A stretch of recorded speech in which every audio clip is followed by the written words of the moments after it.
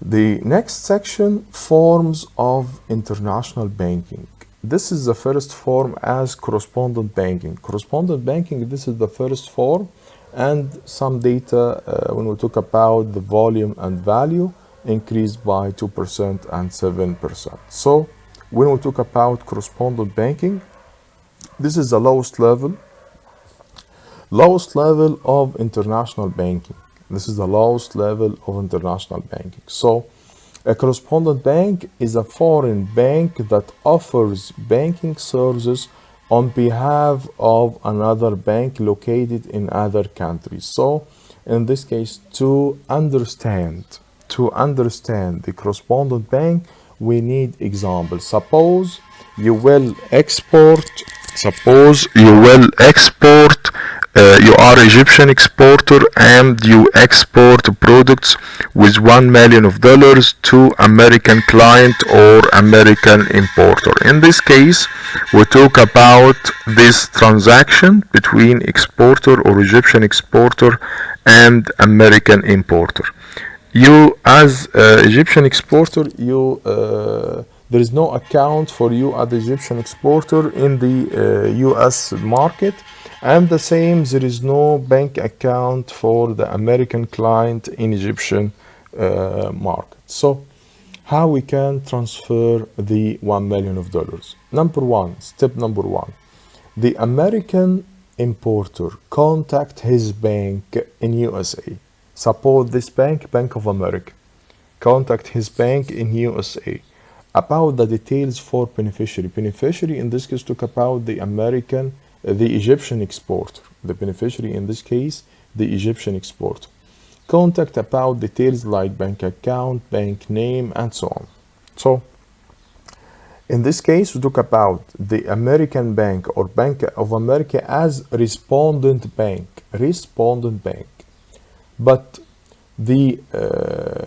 this case, this is step number one, the American client contact the respondent bank, Bank of America, okay, about the transaction. Step number two, the American bank contact its correspondent banking in Egypt, say Bank Misr. So Bank Misr in this case, correspondent bank, okay? So the correspondent banking started with respondent and then correspondent bank. So the first transaction, we talk about transfer of $1 million. Okay, the correspondent bank debt the importer client with $1 million and open account. This account called Nostro account. Okay, this Nostro account, but debt by $1 million. The transfer of $1 million from the American bank to Bank Misr, in this case, talk about Vostro account. Nostro and Vostro, Latin words or Latin terminologies. So Nostro equal ours and the Vostro equal yours.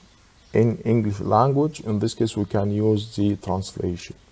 So correspondent banking started with Nostro and maybe ended with Vostro. Suppose the Egyptian exporters no account in Bank Misr but Bank Al Ahli. So in this case we need step number 3, transfer of $1 million from Bank Misr to Bank Al Ahli. In this case talk about Loro account. So question now, why Bank of America not contact Bank Al Ahli directly?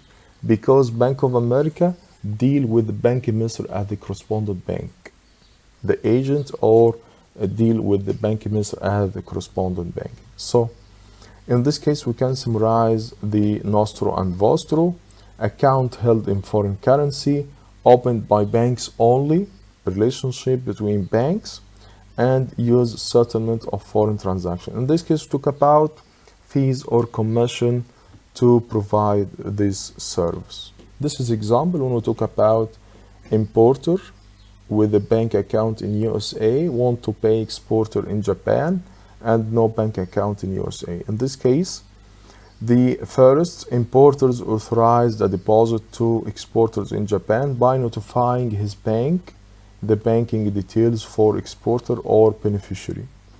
Second, the importer's US bank debts the exporter's account, then contacts its correspondent bank in Japan and authorize them to credit the exporter's bank account.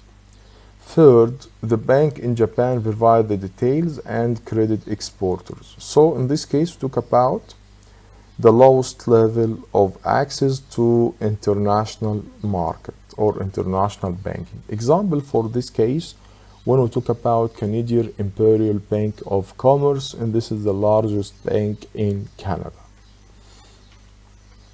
And this is video to explain what the difference between Nostro, Vostro, and Loro account. The second form, when we talk about representative office. In this case, the bank create or set up a small office abroad to discover the market or new opportunities, but not providing any banking service. This is very important. Representative office not providing any banking services equal no loans, no deposits, but only make a marketing studies, make feasibility studies, surveys, any discovering for new opportunities. So mainly it's small office with the lowest number of staff or workers. This is a case study for representative office. Bank Misr actually launches representative office in Russia. So in this case, this representative office for Bank Misr not providing banking services, but only make visibility study, marketing study, and so on. Agency, in this case, this is form number 3. So this is maybe separated incorporated branch of international banks in each country. So in this case, integral part of the parent bank. So agencies in this case provide specific services. So agency banking is a form of branchless banking. So the bank make a contact with any corporate or financial corporate to provide specific services like credit card services and so on. What about the limitation for this agency? This is vary from country to another. Maybe some countries require strong relationship between the bank and this agency, and another make the restrictions. The popular case for agents when we talk about the money wallet and the money wallet and the mobile money applications. Okay, so in this case, talk about the steps for agency banking in this category. Contact or authorization related to the contact details, username, passwords, and other information. Establish the money wallet. In this case, we talk about the transfer of money and open accounts and cash in and cash out. Branch office and the branch subsidiary. We will explain two forms together: branch office and branch subsidiary. Branch office and subsidiary. In this case, when we talk about the branch, in this case, talk about branch and subsidiary, we talk about place, we talk about building, but different in size. So a branch lower than subsidiary, lower than in size, lower than in staff and anything. Okay, another important point that branch is still part of the mother bank. Implement policies, implement decisions, all internal process, the source mother bank. So in this case, branch is still subject to the mother bank policy and internal process. But subsidiary, no. Subsidiary, there is separated entity, legal entity between the subsidiary and the mother bank. So we can summarize the merits and demerits, or advantage and disadvantage for each form of banking. For example, correspondent banking, in this case, talk about lowest cost, okay, and lowest banking services. Lowest cost as merit or advantage, and lowest banking service as demerit. What about the high cost? High cost in case of subsidiary, okay.